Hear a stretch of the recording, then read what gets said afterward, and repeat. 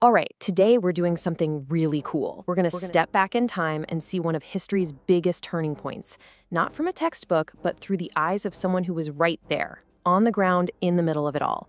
We're diving into John Reed's incredible book, 10 Days That Shook the World, his eyewitness account of the 1917 Russian Revolution.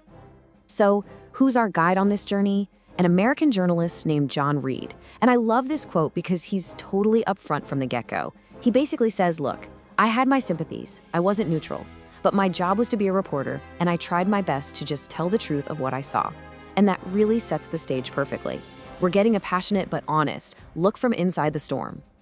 So, first up, a reporter's revolution. What's so amazing about Reed's book is that we're not just looking at these huge historical forces from 30,000 feet. Nope, we're about to experience this thing moment by moment, right there in the chaotic electric streets of Petrograd. Okay, before we go any further, there is one word you absolutely have to understand, and that's Soviet. It's just the Russian word for council. But in 1917, these weren't your typical city councils. These were powerful grassroots groups made up of workers, soldiers, and peasants. And what Reed saw was that these groups, based on people's economic lives, were becoming the real centers of power, way more than the official government, the Duma. So what did it actually feel like when Reed got there? Well, he describes total chaos, but also this incredible energy. And in the middle of all the arguments and political factions, he saw something amazing. A whole population who had been denied education for so long was suddenly desperate for knowledge. Tons of books and pamphlets were everywhere, and we're not talking about cheap novels. We're talking dense social and economic theory. Reed said Russia absorbed reading matter like hot sand drinks water, insatiable. Just imagine that, an entire nation trying to figure out the future, all at once. But all this intellectual excitement, well, it wasn't happening in a vacuum. It was happening against a backdrop of incredible hardship. Which brings us to Section 2, Petrograd on the brink. We're going to look at the daily struggle for survival that Reed saw with his own two eyes, the stuff that was really fueling the revolutionary fire. You know, it's so easy to talk about history in these big abstract terms. But what Reed's reporting does so well is it just grabs you and forces you to see the human reality of what was happening on the ground for everyday people. Just picture this scene, which comes right from Reed's book. He describes these endless lines of people. They called them Kivos standing for hours and hours in the brutal Russian winter, just waiting for basics like bread or milk. He said you could hear the mood in those lines shift from patient to this bitter, acrid note of discontent. You can just feel the misery. And while all those people were standing in line, freezing, someone else was getting rich. Reed was just blown away by the corruption and speculation. He tells this story about one merchant family. The Russians had a name for them, marauders or ghouls. While most people got a tiny ration of black bread, this family had piles of white bread, sugar, butter, the whole shebang.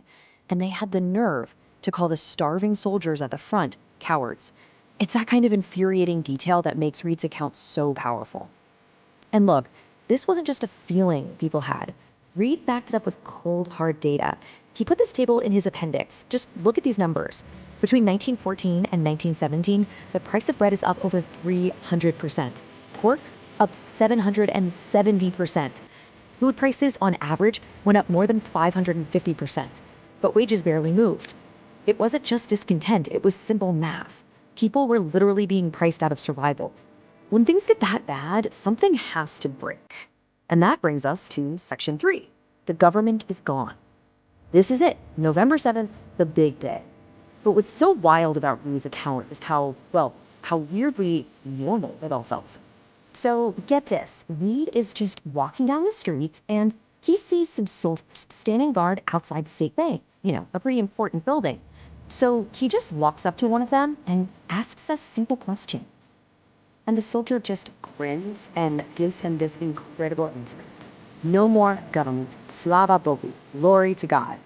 It wasn't some huge dramatic battle. For this guy on the street, it was just a simple, happy fact. The old government had just vanished. And this is the part that is so surreal. A government is literally collapsing. History is being made. And what's happening on the streets? The streetcars are running. The shops are open. Reed actually says the city felt less tense than the day before. It's just a wild reminder that sometimes the biggest changes happen with a strange, eerie quiet. So, poof, the old government is gone. Now what? Section 4, Forging a New Order, takes us inside the Bolshevik headquarters at the Smolny Institute for what Reed says was the real emotional heart of the whole revolution. The very first thing the new Soviet Congress does is pass the Decree on Peace, basically a call to end the horrible war that had been bleeding Russia dry for years. And when it passes, unanimously, the whole room just erupts. Reed describes a young worker standing near him, face to shining, yelling, "The war is ended. The war is ended." And then something happens that just gives you chills. The entire hall gets up and starts singing the international anthem. But after that, they sing this, the funeral march. Reed says it was so deeply Russian and moving. He looks over and sees this tough, grizzled old soldier just sobbing like a baby. This wasn't just politics for them. This was everything. It was the payoff for generations of struggle. But overthrowing a government is one thing. Actually running a country, that's a whole other ballgame. That brings us to our last section, the struggle for control. Because the Bolsheviks immediately found themselves facing massive organized resistance, and not just from armies. What's so fascinating is how the counter-revolution started. It wasn't with guns at first. Reed picked up this brilliant phrase on the street. The opposition decided to organize disorganization.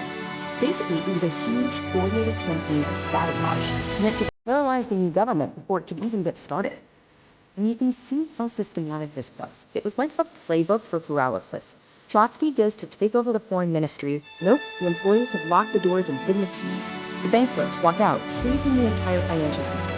The railway unions refused to move Soviet troops. The food supply committees just stopped working. They were trying to jam every single gear of the state to make it impossible to govern. Well, that war of sabotage quickly turned into a real war. Street fighting broke out with officer cadets called Junkers who were loyal to the old government. Reed describes these brutal fights, like the battle for the Vladimir Junker School, with heavy losses on both sides. And in the middle of all this chaos, the leader of the old government, Alexander Kerensky, slips out of the city. Get this, disguised as a sailor. His power had totally evaporated. And this really gets us to the core of what John Reed's book is all about. He saw a new world being born, as he put it, from the obscure visions of ordinary people. But, as we've just seen, that beautiful, idealistic vision immediately smashed head-on into the brutal reality of sabotage, violence, and civil war. Reed's book ends right there, at the very beginning of that fight, leaving us with the biggest question of all. What happens when the vision meets reality? What comes next?